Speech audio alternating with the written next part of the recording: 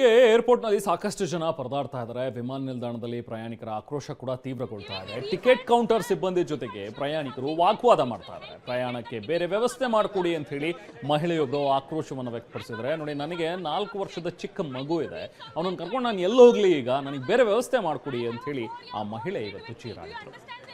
Imagine if you have a kid, what will happen? Then you close this counter. Why the hell this counter is open? Put it, all the flights are closed, all of us will go home. Is this a matter of concern? This is how you resolve. Close the business. You're still accepting flights for tomorrow. I can show you online. You're still accepting the bookings. Yes, I can show you right away. You're accepting bookings for tomorrow morning, today night. Why are you accepting it? Is not operational. I need a resolution. I'm not moving anywhere. Call someone senior. I don't want to listen to any of this. I need a ticket today or maximum tomorrow morning. I have few things planned. Delay is fine. I need a ticket to Rajasthan and I'll not pay a single penny. You have to accommodate me in my ticket. You have to accommodate me whatever I've paid for. I will not pay a single penny extra. This is not my fault. Ma'am, but if you reschedule also the flight won't take off. You give me, I'll book the ticket elsewhere.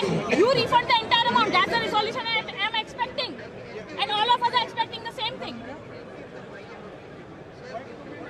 Your help is not helping us, sir. If you say you're helping, it's not helping us.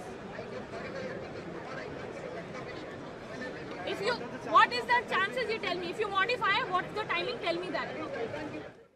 ಇದು ಆ ಮಹಿಳೆಯ ಒಂದು ಒತ್ತಾಯ. ಅವ್ರು ಹೇಳ್ತಾ ಇರುವಂಥದ್ದು, ನೀವು ಇಲ್ಲಿ ಆಪರೇಷನಲ್ ಇಲ್ಲ, ಹೋಗ್ತಾ ಇಲ್ಲ, ಹಾರಾಟ ನಡೆಸ್ತಾ ಇಲ್ಲ ಅಂತ ಹೇಳಿದ್ಮೇಲೆ ಬುಕಿಂಗ್ಸನ್ನು ಯಾಕೆ ತೊಗೊಳ್ತಾ ಇದ್ದೀರಾ ಅನ್ನೋ ಒಂದು ಪ್ರಶ್ನೆಯನ್ನು ಮಾಡ್ತಾರೆ. ಈಗಲೂ ಕೂಡ ಆನ್ಲೈನಲ್ಲಿ ಹೋದರೆ ಬುಕಿಂಗ್ ತೊಗೊಳ್ತಾ ಇದೆ. ಇವತ್ತು ಸಂಜೆಗೆ, ನಾಳೆ ಬೆಳಿಗ್ಗೆಗೆಲ್ಲ ಫ್ಲೈಟ್ಗಳು ಇದೆ ಅಂತ ಹೇಳಿ ತೋರಿಸ್ತಾ ಇದೆ. ನೀವು ನೋಡಿದ್ರೆ ಇಲ್ಲಿ ಕ್ಯಾನ್ಸಲ್ ಆಗಿದೆ ಅಂತ ಹೇಳಿದಿರಿ. ಸರಿಯಾಗಿ ಮಾಹಿತಿಯನ್ನು ನೀವು ನಮಗೆ ಕೊಡ್ತಾ ಇಲ್ಲ, ನನಗೆ ಅದೆಲ್ಲ ಗೊತ್ತಿಲ್ಲ, ನನಗೆ ನೀವು ಫ್ಲೈಟ್ ಟಿಕೆಟ್ ಬೇರೆ ಬುಕ್ ಮಾಡಿಕೊಡಿ ಅನ್ನೋಂಥದ್ರ ಬಗ್ಗೆ ಆಕೆ ಆಕ್ರೋಶವನ್ನು ವ್ಯಕ್ತಪಡಿಸಿದ್ರು. ಹೀಗೆ ಸಾಕಷ್ಟು ಜನ ಇವತ್ತು ಆಕ್ರೋಶಿತರಾಗಿದ್ದಾರೆ. ಮಧ್ಯರಾತ್ರಿವರೆಗೂ ಕೂಡ ವಿಮಾನಗಳು ರದ್ದಾಗಿದೆ. ಇದ್ರ ಬಗ್ಗೆ ಈಗ ನಮಗೆ ಮಾಹಿತಿ ಸಿಗ್ತಾ ಇದೆ.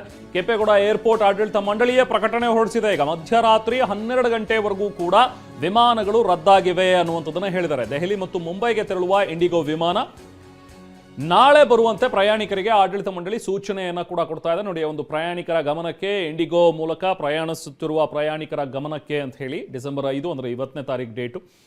ಸೊ 23:59 ಅಂದರೆ ಮಧ್ಯರಾತ್ರಿ 12 ಗಂಟೆವರೆಗೂ ಕೂಡ ಯಾವುದೇ ರೀತಿ ವಿಮಾನ ಸಂಚಾರ ಇರೋದಿಲ್ಲ, ಹಾರಾಟ ನಡೆಸೋದಿಲ್ಲ ಅನ್ನುವಂಥದ್ರ ಬಗ್ಗೆ ಈಗ ಈ ಸೂಚನೆಗಳನ್ನು ಕೊಡ್ತಾ ಇದ್ದಾರೆ. ಬಟ್ ಇಲ್ಲೇ ಸಮಸ್ಯೆ ಆಗಿರೋದು, ಇಂಡಿಗೋ ಏರ್ಲೈನ್ಸ್ನಿಂದ ಈ ಮುಂಚೆನೇ ಈ ರೀತಿಯಾದಂಥ ಕೆಲವೊಂದಷ್ಟು ಪ್ರಕಟಣೆಗಳನ್ನು ಹೊರಡಿಸಬೇಕಿತ್ತು. ಅವ್ರದ್ದು ಸಮಸ್ಯೆ ಆಗಿದೆ, ತಪ್ಪಾಗಿದೆ ಅಂತ ಹೇಳಿದ್ರೆ ಅದನ್ನು ಮುಂಚೆನೇ ಹೇಳಬೇಕಿತ್ತು. ಅದನ್ನು ಬಿಟ್ಟು ಬುಕಿಂಗ್ಸ್ ತೊಗೊಂಡು ಪ್ರಯಾಣಿಕರು ಬಂದ ಮೇಲೆ ಇಲ್ಲ ನಿಮಗೆ ಡಿಲೇ ಆಗಿದೆ, ನೆಕ್ಸ್ಟ್ ರೀಶೆಡ್ಯೂಲ್ ಮಾಡ್ತೀವಿ ಅಂತ ಹೇಳ್ತಾನೆ ಅವ್ರನ್ನ ಕಾಯಿಸ್ತಾ ಇದ್ದಾರೆ. ನೆನ್ನೆ ಬಂದಿರುವಂಥವ್ರು ಇವತ್ತನಕನೂ ಇನ್ನೂ ಹಾರಾಟ ಆರಂಭಿಸಿಲ್ಲ. ಸೊ ಹಾಗಾಗಿ ಪ್ರಯಾಣಿಕರ ಒಂದು ಸಹನೆಯ ಕಟ್ಟೆ ಕೂಡ ಇವತ್ತು ಒಡೆದಿದೆ. ಎಷ್ಟು ಹೊತ್ತು ಅಂತ ಹೇಳಿ ವೆಯ್ಟ್ ಮಾಡಬೇಕು. ಕೆಲವೊಂದಷ್ಟು ಜನ ಪಾಪ ಹಾಸ್ಪಿಟಲ್ಗಳಿಗೆ ಹೋಗಬೇಕು, ಬೇರೆ ಅಲ್ಲಿ ಹೋಗಿ ಡಾಕ್ಟರ್ಗಳ ಅಪಾಯಿಂಟ್ಮೆಂಟ್ ತೊಗೊಂಡಿದ್ದಾರೆ, ಅವ್ರಿಗೆ ಹೋಗೋದಕ್ಕೂ ಕೂಡ ವ್ಯವಸ್ಥೆ ಮಾಡಿಕೊಡ್ತಾ ಇಲ್ಲ. ಇದು ಪ್ರಯಾಣಿಕರ ಆಕ್ರೋಶಕ್ಕೆ ಕಾರಣವಾಗ್ತಾ ಇದೆ.